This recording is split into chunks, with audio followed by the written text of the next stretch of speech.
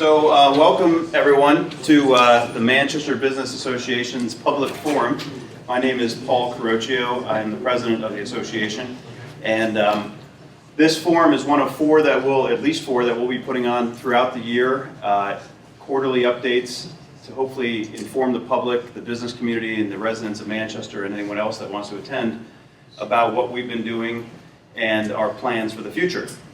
We put together a slideshow, and the format for the night really is we'll introduce, update you on what we're doing, what our purpose is, and then we'd also like to have the events folks that are putting on events this summer at least, or fall, to just stand up and give us a little 5-minute pitch on what their events may be, so we all in the room know what's going on in town. So I know for a fact that Marie Garay from Art Manchester is here, and Philip Gilpin is here from ITV Fest, and we've got John O'Keefe here representing the Manchester Sports, also our town manager. And there's also the Food and Wine Festival, which we can talk about what's going on. We don't have anyone here from the Dorset, the horse show, but again, if anybody else is in the room that has an event going on, let me know, and we'll get to that at the end.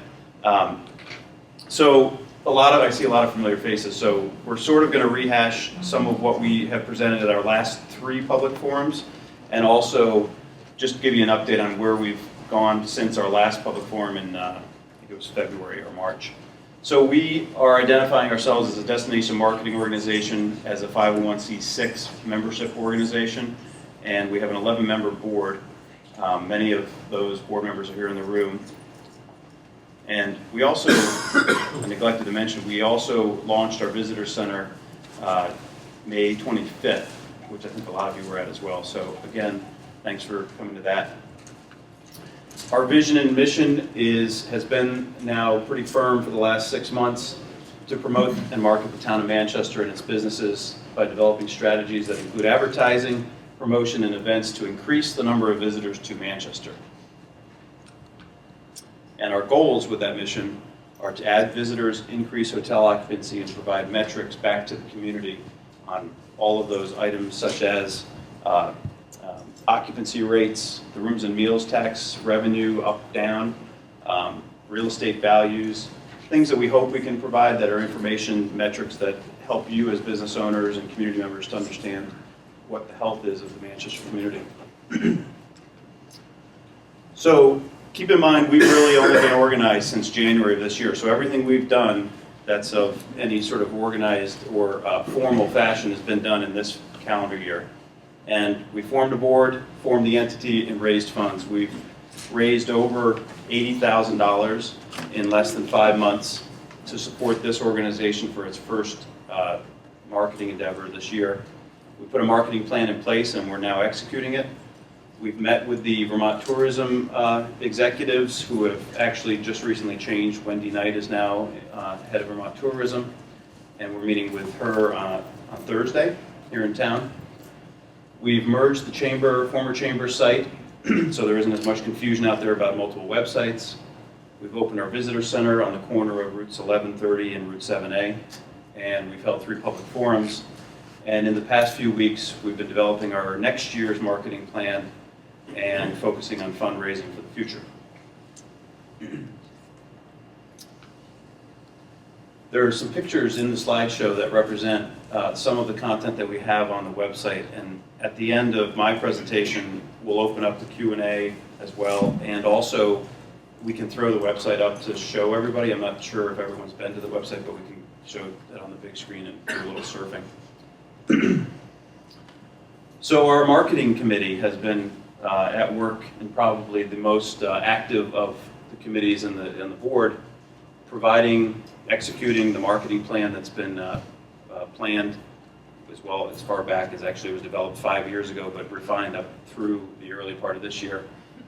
The idea is 3 digital objectives: reinforce Manchester Village, drive traffic to the manchestervermont.com website, and nurture engagement through the social media and email messages that we send out. We're also doing digital and radio campaigns that talk about the experience and the discover of Manchester. The themes are on Public Radio, Vermont.com, and Burlington Bytes is also helping us do search engine optimization throughout the web. And Burlington Bytes is obviously Burlington, Vermont, what we would call a local digital company. They're also helping us with the social media amplification, visitor target email, but all of this digital component is managed by Kate Pace and Riley Moore, who are here. Kate's in the room, in the back. We've contracted with Kate's company, the Manchester Project, to provide all of the digital asset management and ongoing updates, the email blasts, the blogs, the website management. So a lot of that content that you see on the website is generated by Kate and Riley. So we're really proud to be partnered with them, and they've done a lot of good work prior to our involvement in creating ManchesterVermont.com. So we should all thank them for their work ahead of us. So the marketing committee's message has been developed to simple: experience Manchester and its lifestyle. We focused our message on our total assets, which are obviously our surrounding ski areas, golf courses, and all the activities you can do in the area, as well as the great restaurants and lodging establishments and shopping. And then finally, the arts and historic sites, which have been around for hundreds of years. We want to amplify those so people know they exist and combine it all into one big message about lifestyle.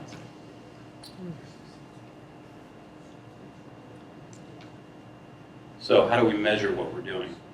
The easiest thing, and not easy at all, but the easiest of all the things is digital.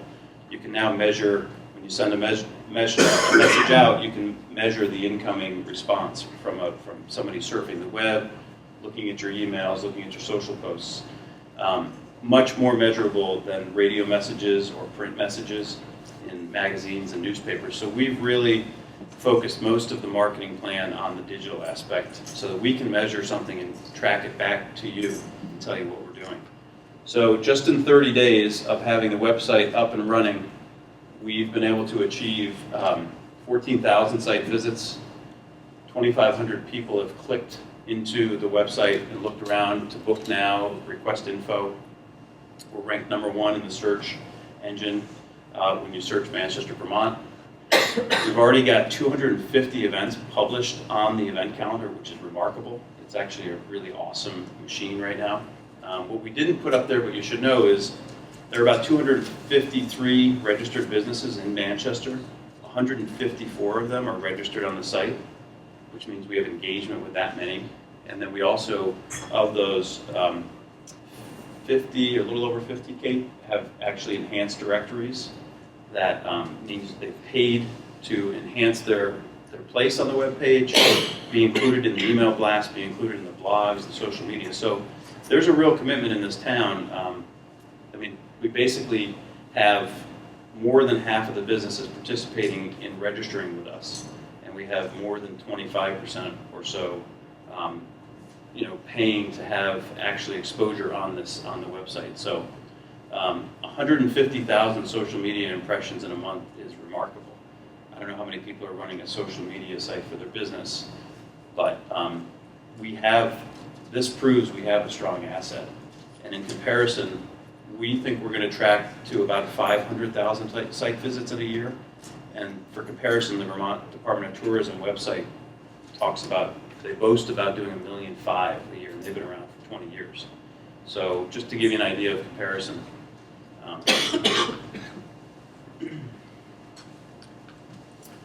So how do you get involved as a business owner? And I don't know how many business owners are in this room, if you can raise your hand. That's about half. So residents, the press, okay, great. Half of you are press, no. So as a business owner, and really, I mean, community members as owners, owners of homes, you can get involved. Register your business on our site. We said paper form, but we didn't bring any, of course. But there's a digital link on the website. You can add your events for free. So if you go on the events calendar, there's yoga every Tuesday and Thursday or something, and then there's Dorset Theater Festival, or there's things going on in town, all the events. I mean, there's 250 of them. So you can go and add your events. It doesn't really matter what it is. It's Put very it on the easy. calendar. Very easy. Very easy to do. Yeah, I mean, there's something going on at your restaurant or your inn, put it on there. And then finally, you can advertise on the site with enhanced directories, and at the end we'll give you a view of the website to see that. So the events that are going on in town, pretty awesome. We've got some, big things going on that are new, that we're not, people talk about where'd the car show go.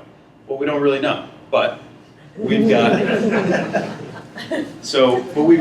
our town is resilient, and we've really put in place other things that are going on. The ITV Fest, Philip is here. Art Manchester, Food and Wine Festival, Manchester Soccer Tournament. Just each of these people will speak, but as an example, the Vermont Soccer Tournament will be something like 90 teams. So there's something like 900 players, each with a parent or two. So could be as many as 600, 700, 800 hotel rooms.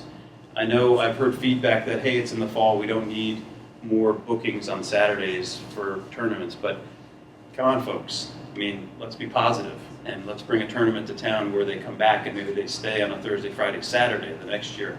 And not necessarily at that time of the year. Right, they might come back anytime to go skiing, to go golfing. So the fact that these things are going on, and ITV Fest, Philip's been pounding the pavement. He was in LA this morning, pounding the pavement on our behalf, and he's here today. So why don't I give each of you 5 minutes to talk about your events, and people can ask questions, and then once whoever has events in the room talks and we're done, we'll open up the Q&A, and then we can look at the website. So Philip, why don't you go ahead and come on up or stand there, yeah, wherever you want.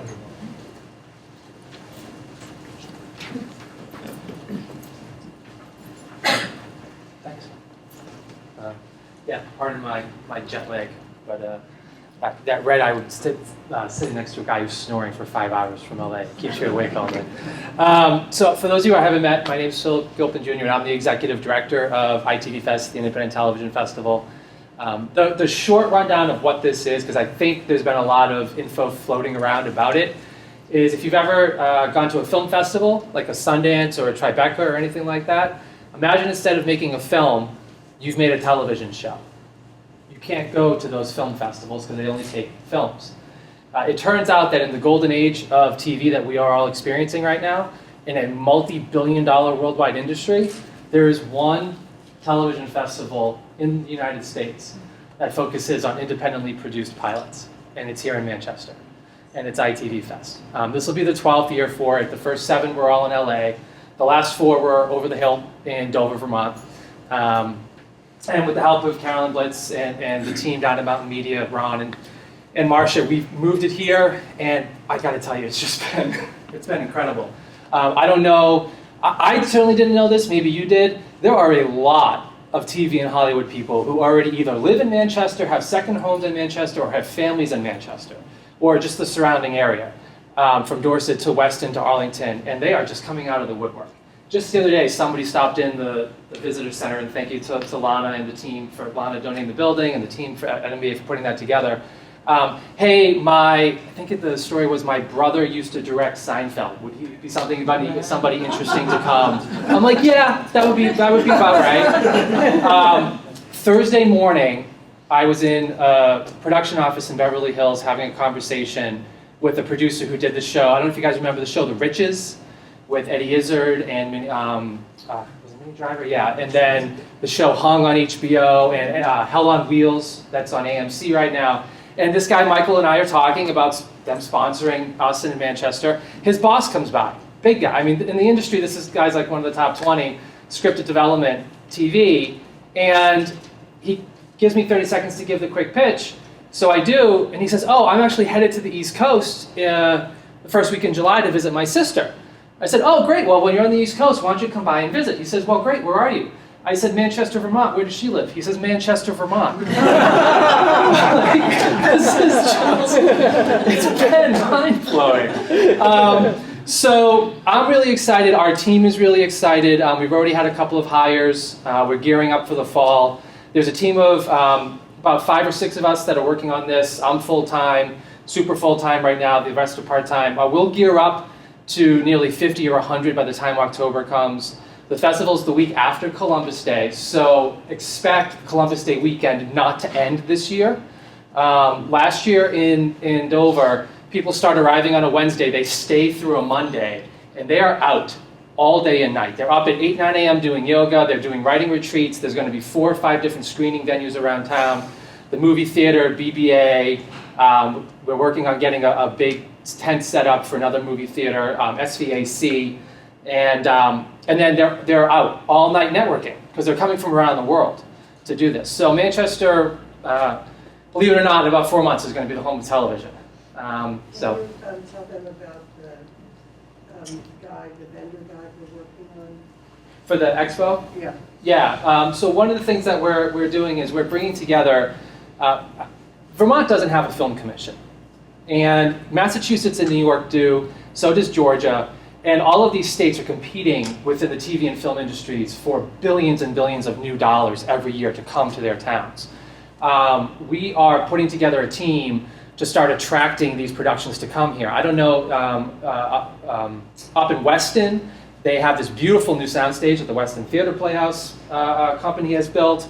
Brought some friends up from NBC from New York to help outfit that for TV production, so we're talking with them about how to have that happen. But the big thing we've done is we've hired a person to sit at our computer all day long, basically, and put together a database of all production-related entities that are in Vermont or around Vermont, so that when people call us up now, the Vermont Film Commission now is basically going to be our phone number at the office, so that Manchester, Vermont is going to be leading film and TV production just by default. So that's really exciting. And all those vendors and everybody from around the state and the region are going to be coming to the festival and holding a big expo there. So if you know of any businesses or people that are in, from lighting to sound to craft services to anything to do with any type of production, there's going to be a lot of people there for that too. Yeah. Don't forget, there's an opportunity for people to learn a lot more by coming. I'm getting there. Okay. I know I forgot last time. Every third Tuesday of the month, we hold TV Tuesday at the Taconic. Next Tuesday. Next Tuesday, we show some of the films. I'll show you a clip of what the festival's like. But more importantly, we actually have the creators from New York and LA come here. And just a heads up, the one next Tuesday, her name's Jessie Shuttleworth, is one of the fast rising stars inside the TV industry, and her show, February, is likely to end up on your TV screens in the next few years. She's flying herself out from Los Angeles to come meet everybody next week here Tuesday night at 6 o'clock, because she's really excited about what's going on in Manchester. So please do come out for that.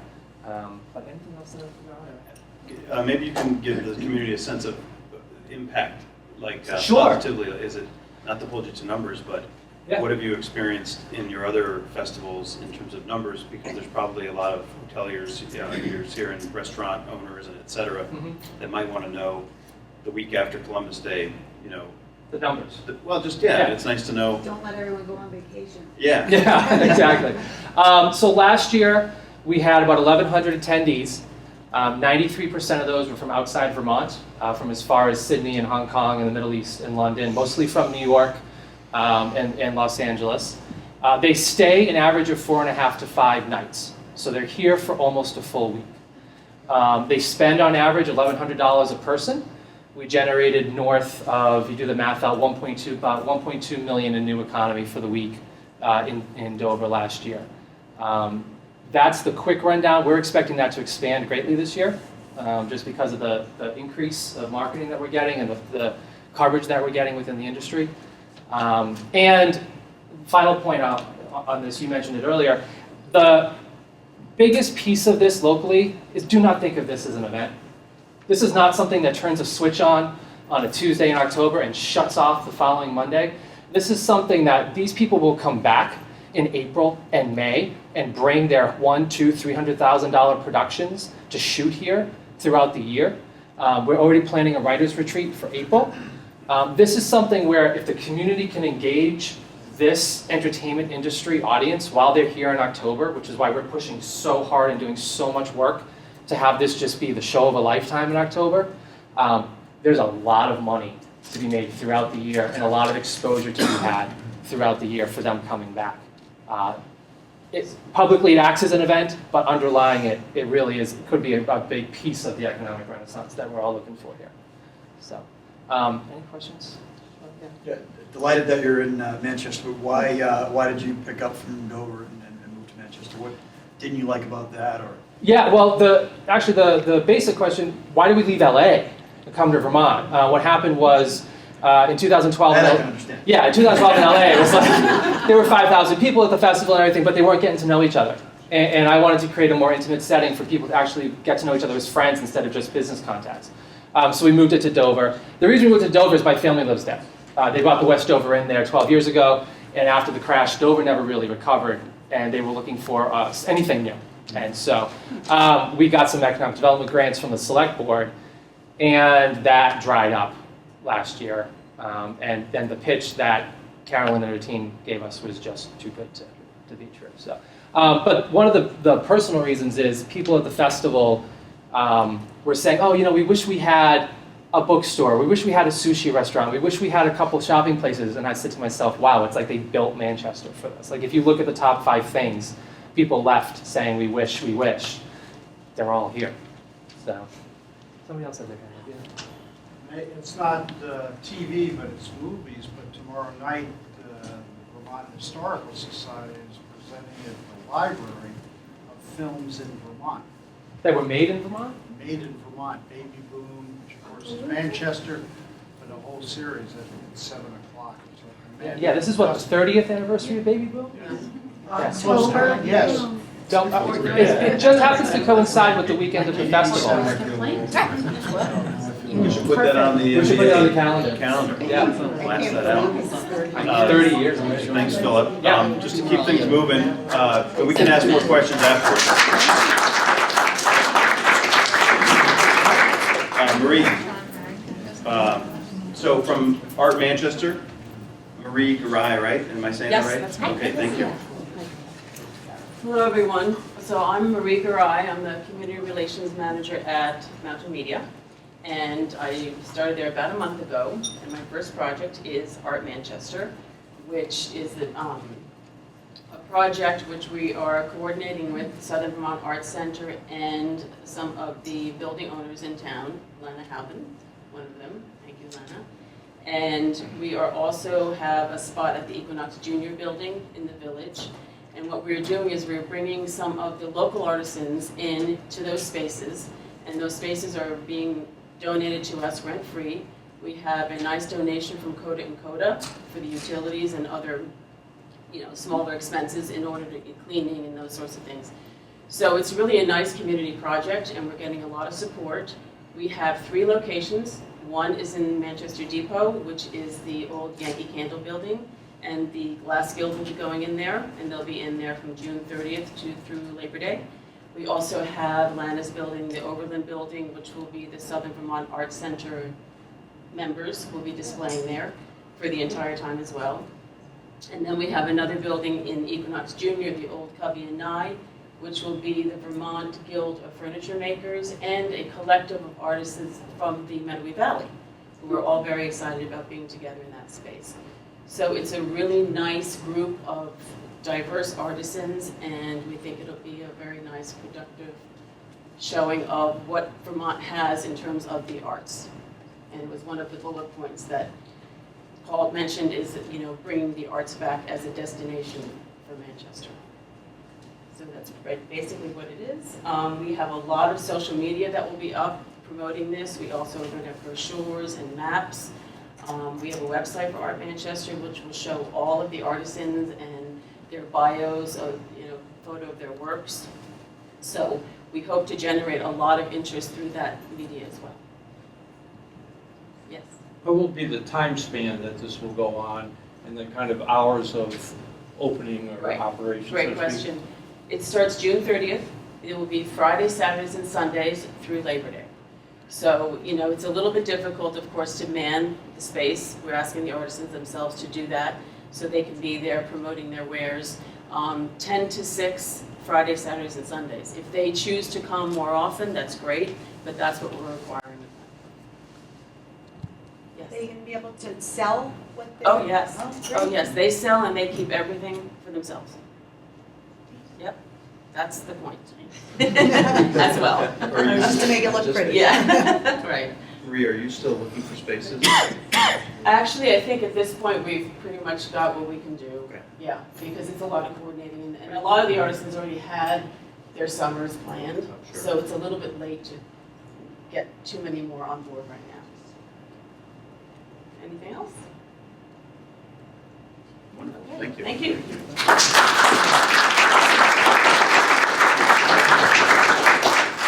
And we've got John O'Keefe here from the town of Manchester / Manchester Sports. What do you call your Manchester Classic?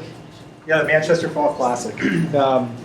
Pauline's handing out just a quick, I don't have a really slick presentation, but I'm hoping that I can convey to you some of the passion that we have for what we're doing. And actually, the genesis of this whole project is a government study.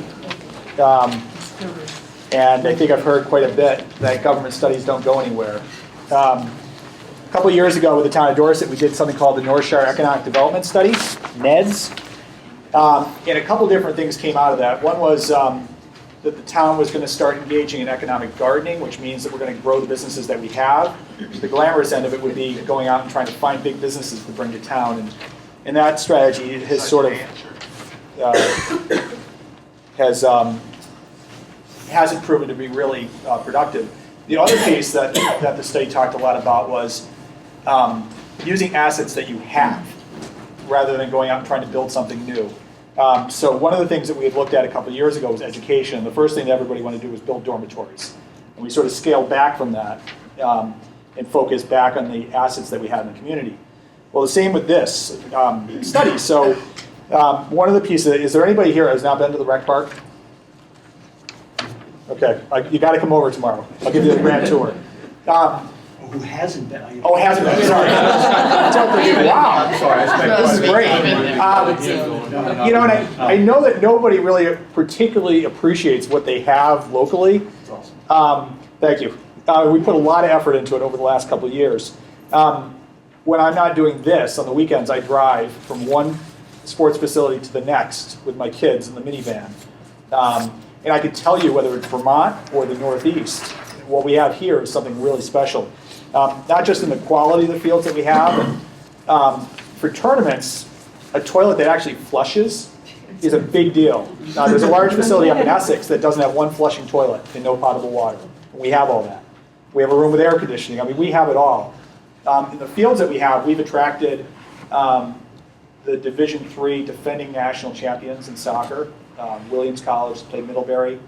Division I teams are working on, in the spring, some men's Division I teams. We've got professional games there at the fields.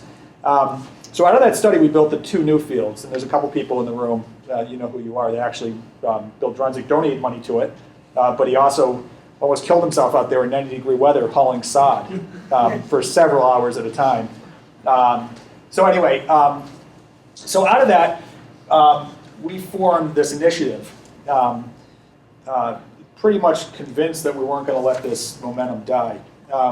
We got a grant from the Right Track Foundation. Bill Drunzig and Carolyn Blitz had funded some of that to actually hire somebody. I think all of us in business, not being me, know that when you actually have staff to do something, good things can happen. So we hired a guy, Les Jorgensen, who lives here in town, who has run soccer tournaments and also is a marketing person. And he's been working on this initiative. So the first piece you can see here is the Manchester Fall Classic. And Lana Halbin and MDO, they're the title sponsor actually. So it's the Manchester Fall Classic presented by Manchester Designer Outlets. Paul Crocchio is the real estate sponsor, and he has agreed to run the glamour end of the business, which is trash and bathrooms. But that is actually a very important piece of a tournament. If there's overfilling trash cans and dirty toilets, nobody wants to come to your tournament. And then Manchester Life Magazine is on board, and Bill Drunzig with Spiral Press and Amy Chamberlain, Perfect Wife, are some of our premier sponsors for the event. It is going to be the 23rd, 24th. One of the pieces that we have with these tournaments, we've gotten a lot of people who want to do a one-day tournament. and that's not what we're interested in. We want a 2-day tournament. We want it to be at least Saturday and Sunday. We're looking at some ways to bring people up Friday even. A couple things like spa packages and other things like that, or a game under the lights Friday night. So the other thing that we're doing with this tournament, which is much different, I actually went to a tournament in Saratoga, which is a great town. You actually would be hard pressed to know that there's even a village like the nice downtown of Saratoga. There was no mention of it. It was clearly a fundraiser for a soccer club, and that was it. You went, played soccer, and then left. And what we're trying to do is we're trying to get people downtown shopping, eating, sleeping, drinking, whatever it is that they want to do. So you can see here, our website says, who says sports tournaments have to be stressful? Manchester's the perfect place for a sports tournament and a restful family vacation. So that's sort of what we're pitching, is our tournament is different. We're doing other things, like we're setting up a village, actually at the park. So between games, you can do something other than stare at the sun. How many people? How many people for the tournament? Our initial target is 40.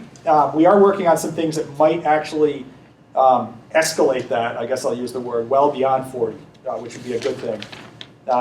We're looking to attract actually a soccer player to come to the event. So we should have some more numbers soon, but we did send out an email to 1,500 contacts that we have that are all in the sports arena. We're looking at New Jersey, New York, Connecticut, Rhode Island, Maine, New Hampshire, Pennsylvania, New Jersey. Well, you get the whole area around here. Massachusetts, I don't know if I mentioned Massachusetts. And there's a couple of clubs. There's the entire Northern League has about 90 teams in their fall league. And during this tournament, they're going to have a bye week and actually send most of their teams down here.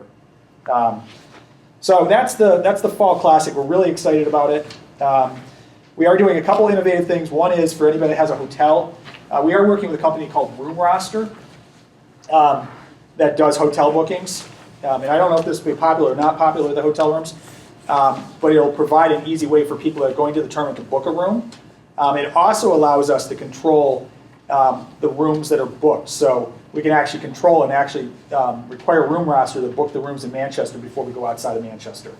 You can see the Facebook page there on the website. If you're not a Facebook friend, do it, please. Next thing is the Fall College Classic. You can read up on that. But one reason we're doing that is a little bit more revenue for the field, but also to create a buzz that if our field is good enough for college Division I teams, it might be good enough for your kid to play on, probably. And then this is the next one. We actually stole away, working with Carolyn and this woman, Meg Munson, who's the Vermont Soccer Association Executive Director. We stole a tournament from New Hampshire. It was in Pembroke, New Hampshire. And it is coming here. It is 12, 13, and 14-year-old boys and girls that are going to play soccer here November 18th. Probably be yes, I know. Everyone has that. They know what they're getting into. Working on a tournament for Memorial Day next year, July, with a large group called the Lacrosse Federation. And then you can see the last couple things here. Street Fest. Has anybody not been to a Street Fest? Greg, you got to come. Hey, we got a climbing wall for the kids too. We're going to bring a climbing wall into the June one that ramps up and kids can, or not kids, can climb this. 4th of July fireworks. This year we're getting the 4th of July. We've done a little bit of rejiggering. So the viewing area will actually be on the new fields, and we're going to be shooting them off from over by the Rod and Gun Club. And then concerts on the green. Bank of Bennington is sponsoring that. So that's kind of what we're up to. But the big piece, I think, for folks in this room is the tournament initiative. And I think that's, I'll be honest with you, when we brought people to town, it is, I hate to use this expression, but it's like shooting fish in a barrel. Anyone who comes to this town is really excited about what we're offering for fields and facilities. The fact that most parks, the one in New Hampshire is actually a 25-minute drive to the nearest hotel. And if you're lucky, you can race over to Subway, which is 15 minutes away. So compare that to what we've got, which is a 1,200-foot walk to downtown.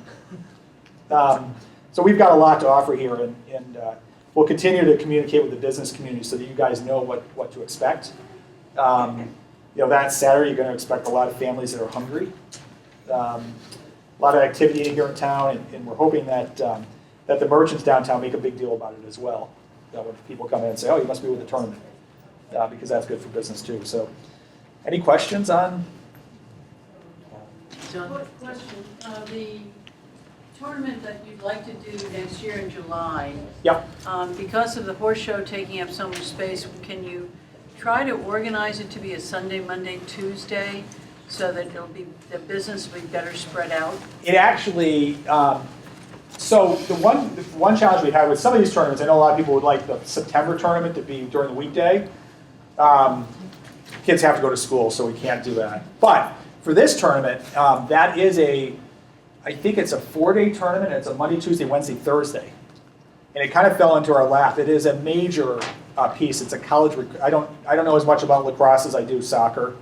But it is a tournament where college coaches will come for recruiting. It's a very, very high-end lacrosse program out of a big national company. But it is Monday, Tuesday, Wednesday, Thursday. Is that this year or in 18? 18. And we're still working with them. It's we'll start to send out some details on it. But that's a pretty exciting. They're looking for, so we have 7 fields at the rec park. They're looking for 10 fields for 4 days. So that just gives you a sense on how many people they're looking to bring in. Another question, the one that's coming up in the fall, the dates are Saturday, Sunday, and I realize the kids are in school. Yep.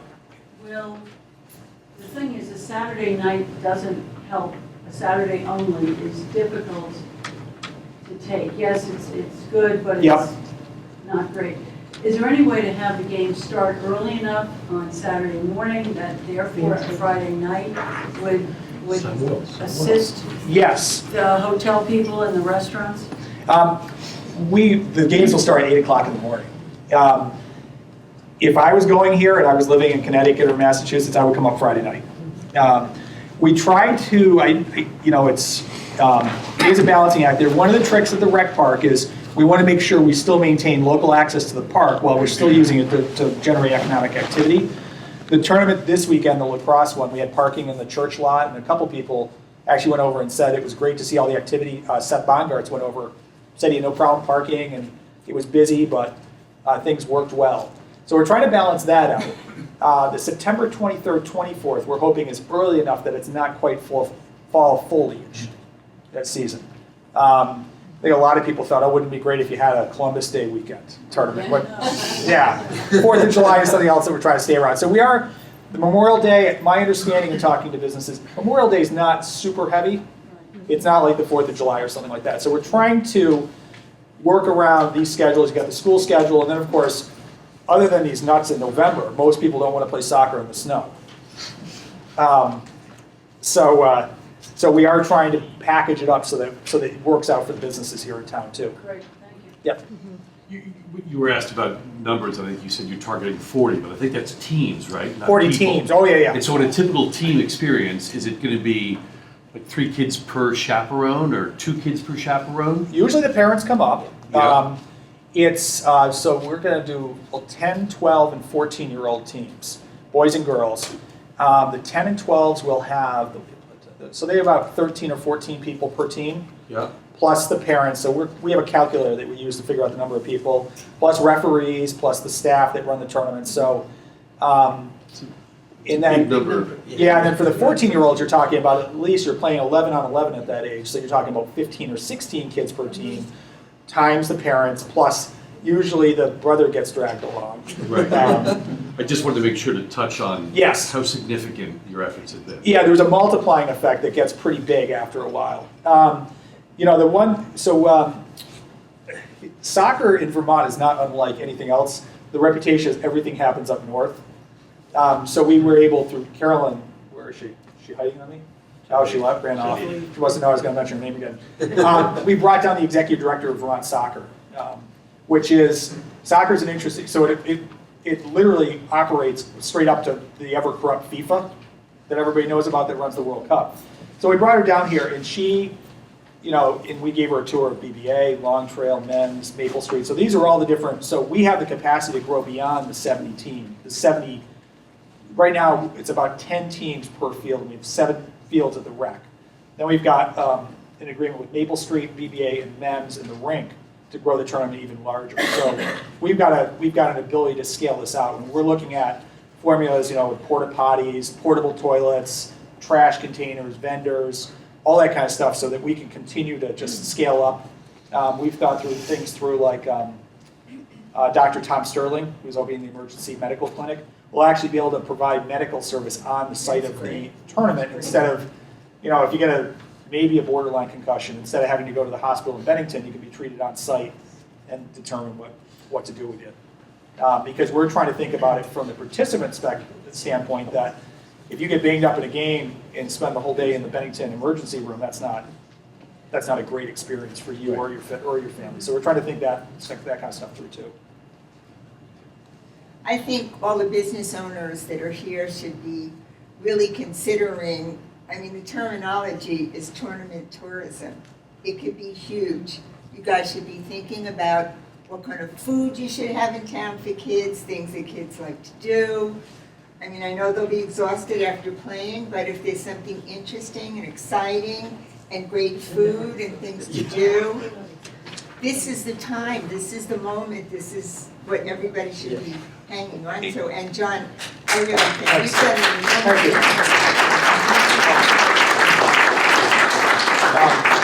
Kind of getting to Lana's point, I've got 2 kids that are 11 and 13, and I constantly are asking them, well, what if we did this at the tournament? So we're trying to build a tournament that, I'm looking at from my perspective as a parent, and what do I want to see in a tournament? Like, instead of sitting in my folding chair, which I actually broke it this weekend, which was embarrassing. I know. But we're also trying to build it from the kids' perspective too, and say, okay, what kind of stuff would you guys like to see? We've talked about, like we have apparel here. Yes. That will be up soon. But even like what kind of vendors? My kids like Nike, but like what kind of brand would they want to see the shirt and that kind of stuff? So we're trying to build a tournament that takes into account the kids' experience too, because activities during the downtime. Yep. Exactly. There's you've got we always get the 10 o'clock game and then the 4 o'clock. Yep. John, can you speak to, we spoke at the meeting the other day and you talked about the sort of the economics of the tournament. And I think it's important for this room and our community in Manchester to know that the economics benefit Manchester's Parks and Rec, and then also the village you spoke about. My question is, and I think Bill asked this the other day, will the village be vendors that are Manchester companies? Yep. And will it be exclusively Manchester companies? So we're trying to build this tournament, for the, like I was talking about with the hotel rooms, that we'd be able to control the bookings on hotel rooms. We're setting up something that we call the Village. If anyone has a better name, please come forward. We kind of stole it from the Olympics, but the whole area in front of Applejack Field, the pavement area, will be tents, and we're working with the NBA actually, because one thing that we'd like to do is have it so that you could go to somebody who's an expert on Manchester and say, I want to go out for pizza tonight, and I want to have a beer with that pizza. Where can I go? And they can say, okay, here are all the pizza places.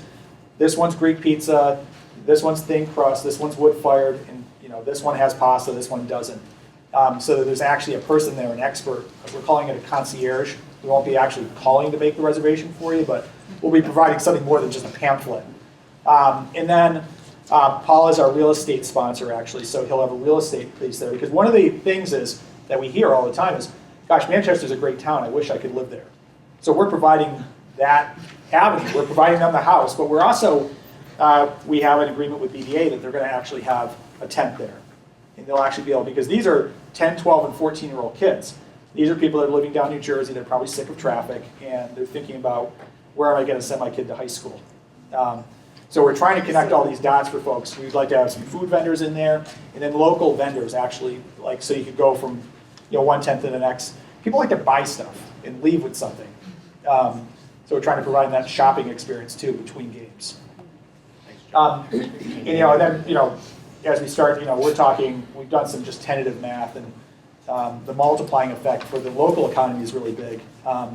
The money that we make off of this, we're planning to put back into the initiative because we'd like to build a capacity to start doing more and more of these events. So one thing that we're focusing on is building sustainability and capacity.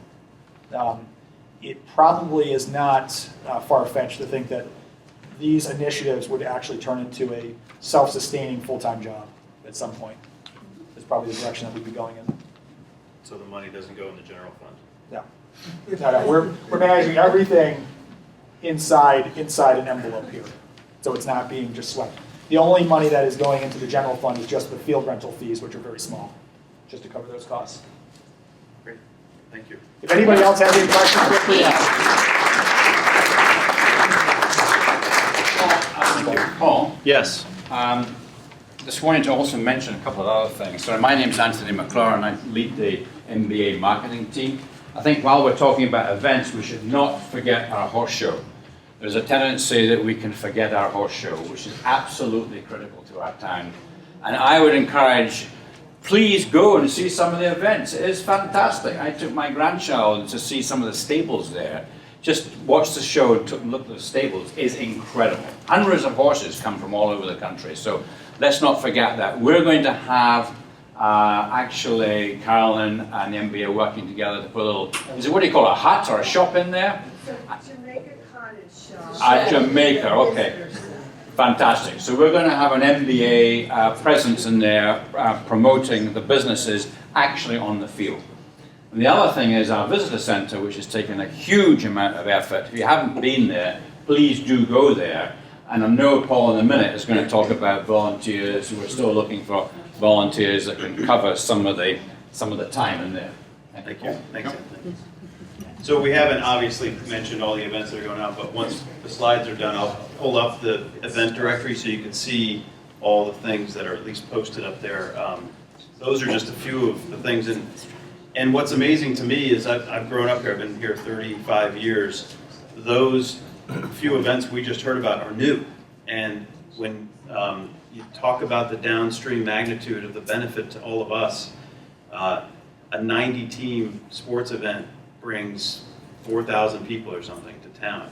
The ITV Fest bringing 1,100 people brings, as Philip said, could be over $1 million in economic revenue for all of us.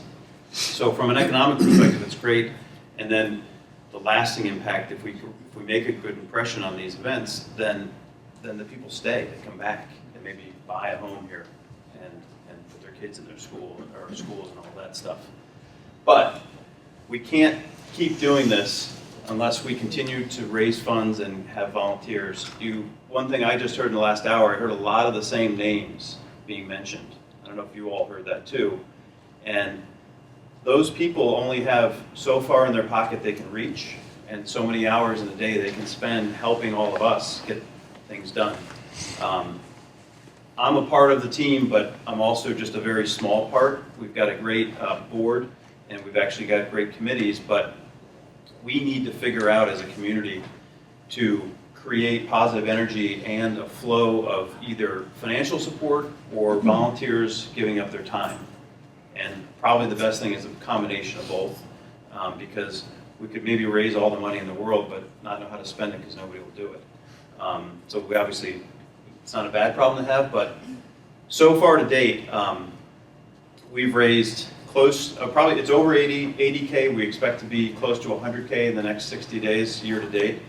And we're anticipating that in order to continue what we're doing as an organization, that our budget will probably be somewhere in the $300,000 to $400,000 range. We don't necessarily think that's sustainable through just memberships and people paying for enhanced directories on the website. We think there's a combination of private donations, membership, and even town support. And so at our next forum, I think that our focus will likely be around sustaining the organization and asking all of you and our community members, how do we support ourselves? And how do we keep this thing going? What's been done in basically 90 days is unbelievable. The board we have they're all type A personalities. We're all throwing things at each other. We all accuse each other of not working hard enough. It gets pretty good. And so it's a good group, but we need more people and we need more money. So it's my shameless plug to, hey, we're not that organized so that we can say, hey, you should send us $200, $300, $400, $500 or $5,000 to help us do this, this, and this. We're not yet there. But in the meantime, send us money so we can keep going. So it's going to trickle back to everybody. The impact of the money that's come in from the town taxpayers, the private donors. And let me just say this. We're talking about, right now, private donors are less than a dozen, okay? So we have 4,000 residents in this town, and 12 people have written checks to this organization. So we need to get that to like 1,200 people. And it can be $5, it can be $5,000. Whatever it is, send it to the P.O. Box, which I should have on the screen, right? I don't. 1243. Just send it to the MBA Manchester. It'll get to us. But the money, let me just circle back on that. We have an obligation to John O'Keefe and his town administration and the select board that we are a full, transparent group. We send our board meeting minutes. We have Pauline Moore sit in on all the meetings, and we send our financials. Pauline takes them, and she can distribute those to anybody in the town. So we're full, open transparency, and that's the way we're going to operate. And we expect, hopefully, everybody to start contributing so that we can keep this going. And our next steps. So this is where we're going in the next 6 months. Obviously, maintain our current plan, continue to raise funds, and I'll tell you again, raising funds, I've been going around town, Bill Drunsick's been going around town, Chris Morrow, we're the development committee. We've been knocking on doors to ask for support. We've been making the pitch with the slide decks we've used in the last few forums and showing proof of what we're doing. We're going to continue to do that. The third step that we're doing is right now we're developing the 2018 budget and marketing plan. And then of course what goes on beyond that. So we need to produce sustainable business in this town with visitors, increased visitors, and we need to do that through what we believe is a marketing program that we're putting in place. So we've achieved a lot in 6 months. It's actually pretty amazing. I hope all of you think we've done pretty well so far. But please communicate with us. We're going to continue to reach out to you. We have to figure out how to communicate with the residents of the town a little bit better. We know how to communicate with the business owners because we have their contact information. We only have the grand list for residents. So any suggestions, please, good, bad, indifferent, criticism, this is the time. Q&A, throw it at us. Alex? So it's just kind of fresh after you came from the marketing side of things. Do you have any collateral planned, or like a TripAdvisor sticker instead of TripAdvisor? Could we put ManchesterVermont.com like in our windows or in our registers so that we're helping our friends out? And they say, oh, where do I get a bathing suit? Obviously, I don't sell them at Covey and Nye. I'll sell them to Joy or the Mountain Dog. So like I just want something like here's this website. Go here. This is a great directory. Yeah. So Alex had a question of, is there a mechanism? You use the sticker as an example, but maybe even more of like a directory of businesses. Or a are you thinking? Brochure. Just a QR code. Yeah. Sticker with a QR code. Everybody's so tech savvy, they're just gonna hit it with their phone. Put that QR code on every bag, every So MBA member.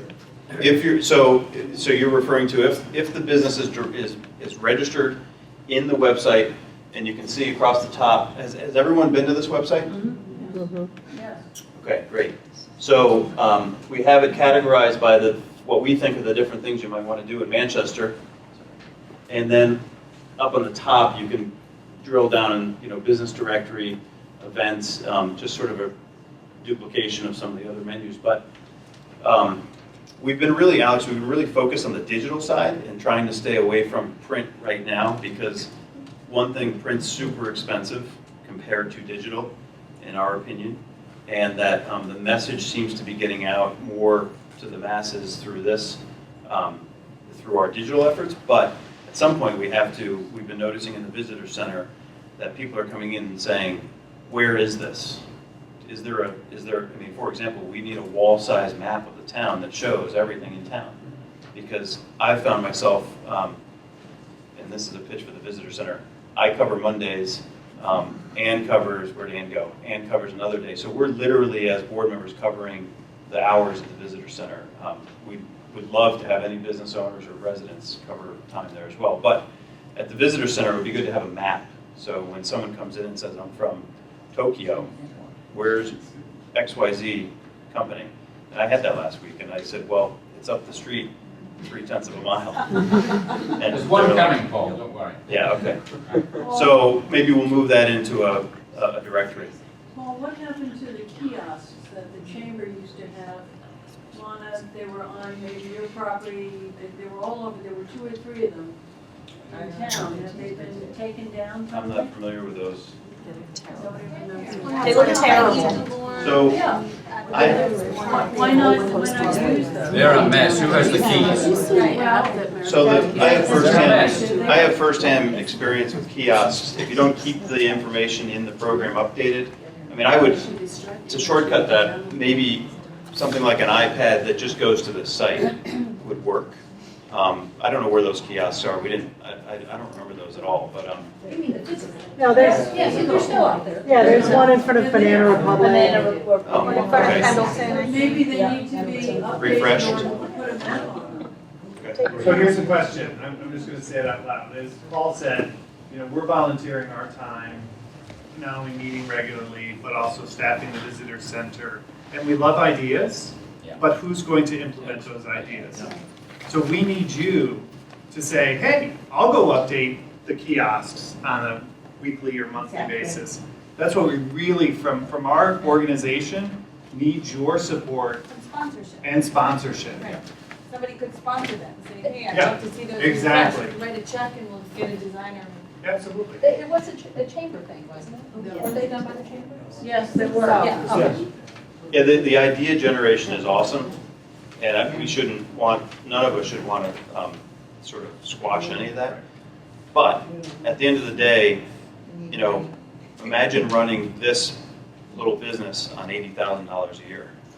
I mean, we all have our own businesses, and we're probably all volunteering as 11 board members. We're probably putting in 20, 30,000 hours a year in free volunteer time. Kate. So it makes me think, though, that there are ways that we can collaborate more effectively as a community, as a business community. If anybody wanted to use their own website as a platform to display a graphic that would link to the website as a reference, and you do that, Joy, that works. Casablanca does that. We see incoming traffic. Oh, like a Yelp button. Yeah, yeah. Yeah. So we're interested in sort of the free ways that require energy and thought, but not dollars, to put that digital asset in front of people. Lana just sent, we composed a really nice graphic that said, we know how much you love Manchester. Here's a little collage. It's a ready-made PDF that if you're communicating by email, you could have that. And it could send to your list and put those people that you're communicating with, your customers, on the site. And when that happened, we had 60 people same day sign up for the I want to visit Manchester and want info email. So there are these ways that if we can communicate more effectively together, I think we can help put the word out and get the resource in front. Yeah, great point. Lana. So in other words, every business, all the hotels and restaurants and clothing stores and anyone that has a business, you can enhance your website and take the message that's being developed with a lot of money to market what's going on in Manchester on your website. And in turn, you can send things to Kate. So that if instead of one person advertising Manchester, everyone is advertising Manchester. And we're all advertising similar messages.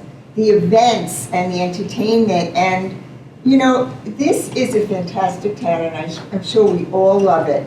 But we all have to work together. And I think we have the brains and the talent sitting in this room alone to enhance this whole effort. And I really look forward to everybody coming to us and telling us about the things that they could do or the things they'd like us to do. Let's be in this together. The hard question. Does everyone think this is what we're doing is of value? Yeah. Yes. Is there anyone in here that doesn't? Throw them out. I asked the question because sometimes you sit and work hard at things like this in a vacuum, and maybe it's not necessary. Maybe people have businesses in here that say, I don't need this to help my business. We had a very frank conversation yesterday with a group of business owners that said, okay, we're going to go out and raise funds, but are the funds actually there? And if we got the funds, do we actually, is it a well worth, you know, endeavor to go do it? So we're looking sort of for that input too, because we don't just want to get on a boat and row around and think we're doing the right things. So, question in the back, yeah. Yeah, I just wanted to know if you had identified a demographic target with a household income at a set level as the end game, because what I see with the 4 events, just as an outsider, I'm a complete outsider, is that you've got a soccer tournament bringing in 70 groups, which is a different household income that may not help the gallery owners. And then you've got the art project, which is wonderful. But what's the end game? Who's your target, and how are you really reaching that target? Are you reaching that target in the most effective way possible, the most cost-effective way, and the easiest way possible? So, you know, and there's a lot of different businesses here, and they reach a lot of different types of people. So how are you unifying that end game to maximize the number of either foot traffic coming through the area or conversions or real estate sales or whatever it is? That's the one thing that I see is kind of, just as a total outside, that's like, it's good that you have these events, but what's the unifying thing that's going to bring 500,000 people in consistent foot traffic to the town at different? So I should clarify something for you. What's your name? Meredith, Dennis. Okay. I found, hi Paul. So. I'm Visit Stratton, I put it up 2 months ago. Thank you. So quick, short answer, and then I kind of want to have Kate maybe give her answer as well. We're not putting the events on. We're not creating the businesses in this town. We're not buying the properties. We're not investing our money into these events or the properties or the businesses. We're taking what you all dish to us is what you want your community to be, and then we're trying to create a message of what we've all created. We will not promote an event on behalf of the MBA. We're not putting on a soccer tournament. We're not selling designer outlet stores. We're not selling food and restaurants. We're just being a site and an entity that can help promote the common message of what the town creates. So just to go out on my little arm and say, John O'Keefe is the town manager. For the time he's the town manager, it's his ambition to bring soccer tournaments and lacrosse tournaments to town. And I think it's a really great ambition. Maybe when John is not the town manager, when he retires and gets his big pension, the next person says, I want to bring the Quilting Organization of America to town. It's John's prerogative. So I think we all have to recognize that it's not what we're creating as a brand, and it's what we're all creating. And what we create in this melting pot is what we're trying to put a message out. So it's, I think, to answer your next question, who are we targeting? Who's the town targeting, not we, the business? I think it's hard to answer that. Who's the town really trying to bring in terms of foot traffic? Yeah, I think that's what in terms of new foot traffic to the area. Yeah. Anybody with a foot. We're right now scrapping. We don't have a lot of money. We're working right now the 2018 plan, which will include targeting very clearly the New York disposable income market, the Boston disposable income market in our first priorities, and we're working with mobile apps and billboard advertising in underground, in trains, and in stations in New York. And we're going to have photographs like that splash canoe, which you can see on our website, with a QR code on it. And I'm sweating because I've been in this delayed train for 5 hours, and I'm coming up an escalator, and here I see this beautiful canoe splashing through fresh waters in Manchester, Vermont. I'm going to take a photograph of it, and I'm going to come here. So we're working on that for our 2018 plan. That's the marketing budget? Yeah. It's when you give us the money to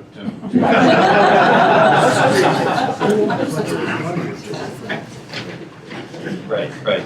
So Lana, Bill, why don't we have Kate go ahead and add what, because Kate's our in-house expert on all things social media targeting and digital targeting. So Kate, can you give us a little blurb?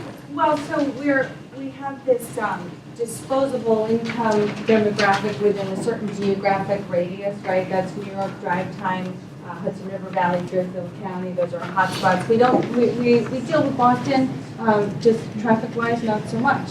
right? We're focused where we see traffic coming to the site.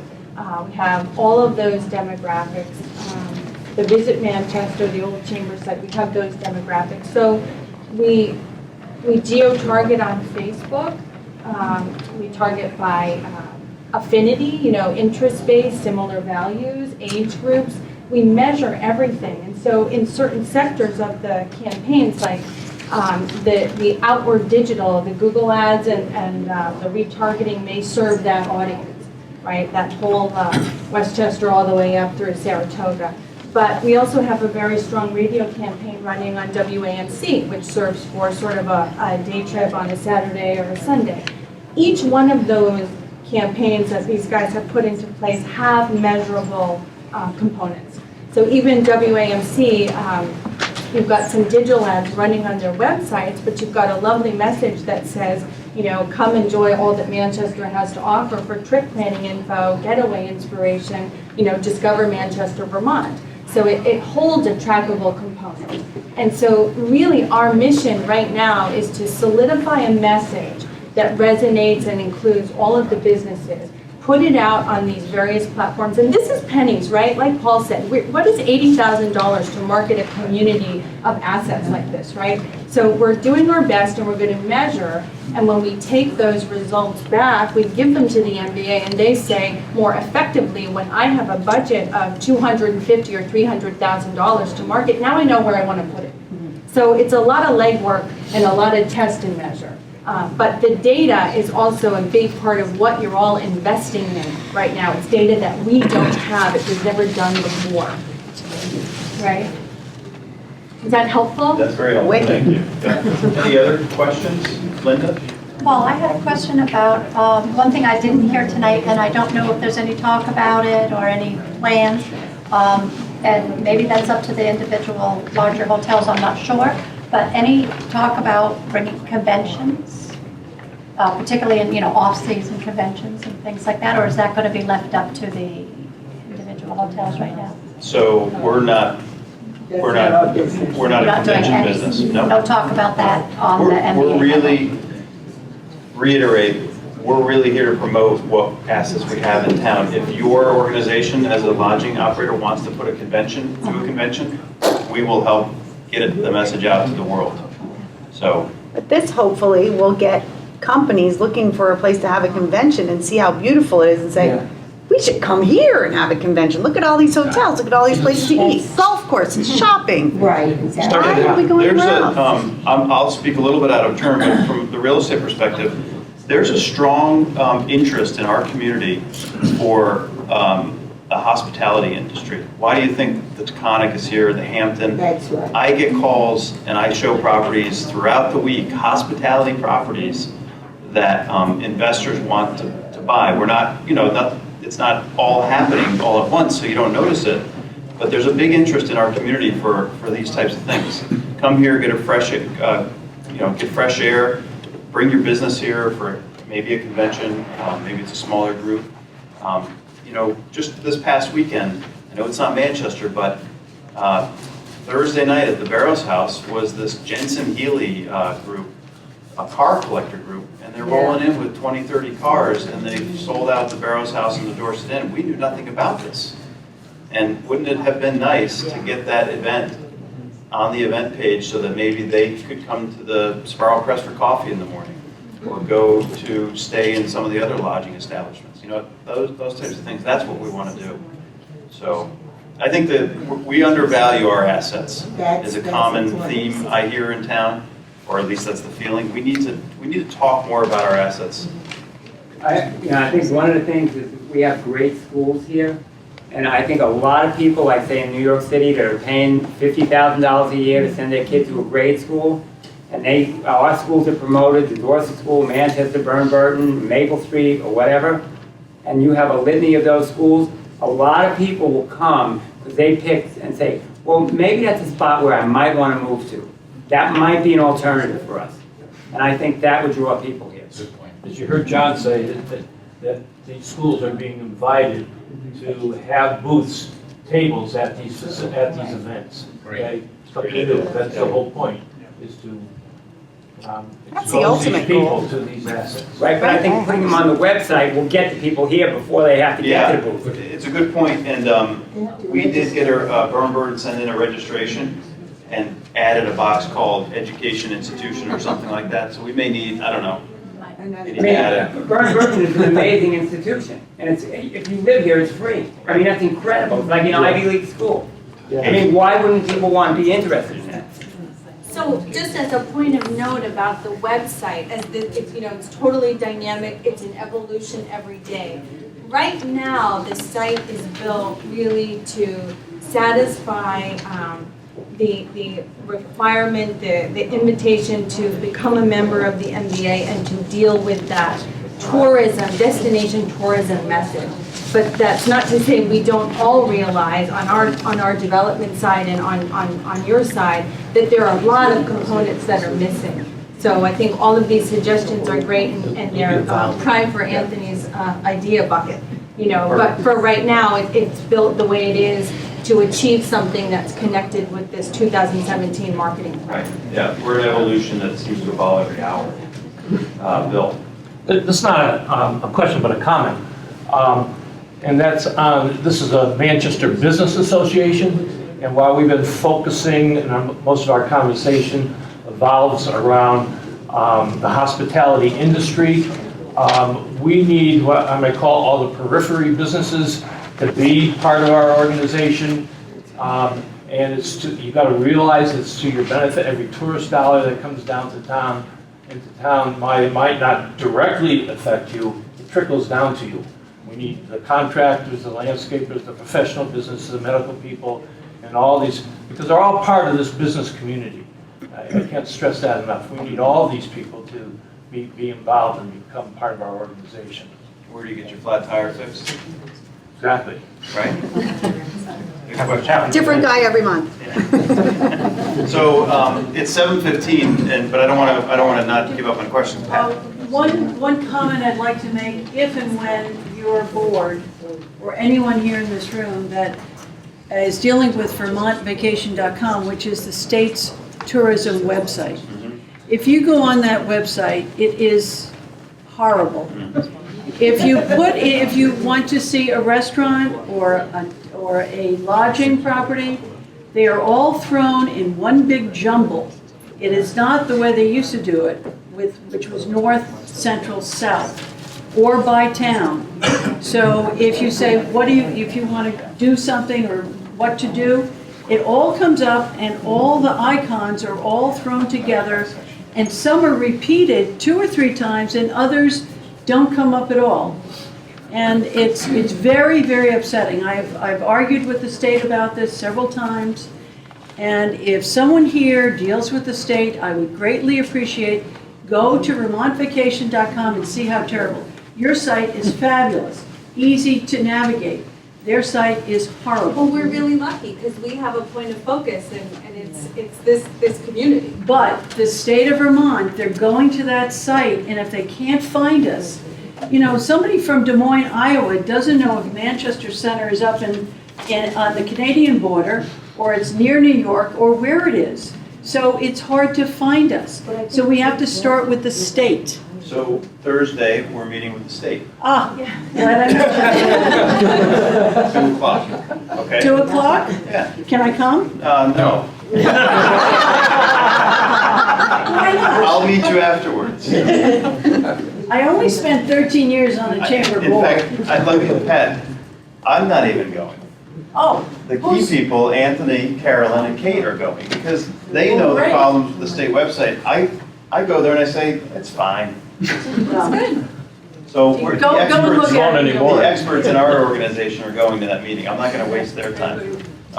Any other questions? John? I just wanted to, back to Linda's question about larger conventions, just so everyone knows. I mean, the great part about, we'll be doing the same with the Hampton Inn Suites once they're up and running, and Dan Goudreau, who's the general manager, if you haven't met him yet, a great guy. But Roger at the Equinox, myself, Frank, and Sean over at the Relax Panther are all really looking, because we're on sites that the smaller motels and inns might not be on, to help attract conventions. So we're doing stuff as a group as well as individual hotels to get these conventions. So just keep in mind that that's not a gone thing because the chamber's no longer here. There are bigger entities working on that that aren't part of the NBA agenda because they don't need to do that. They don't need to focus on it because we're already doing that on the town's behalf and on our community's behalf. And thank you, John, for hosting. Oh, no worries. Yes.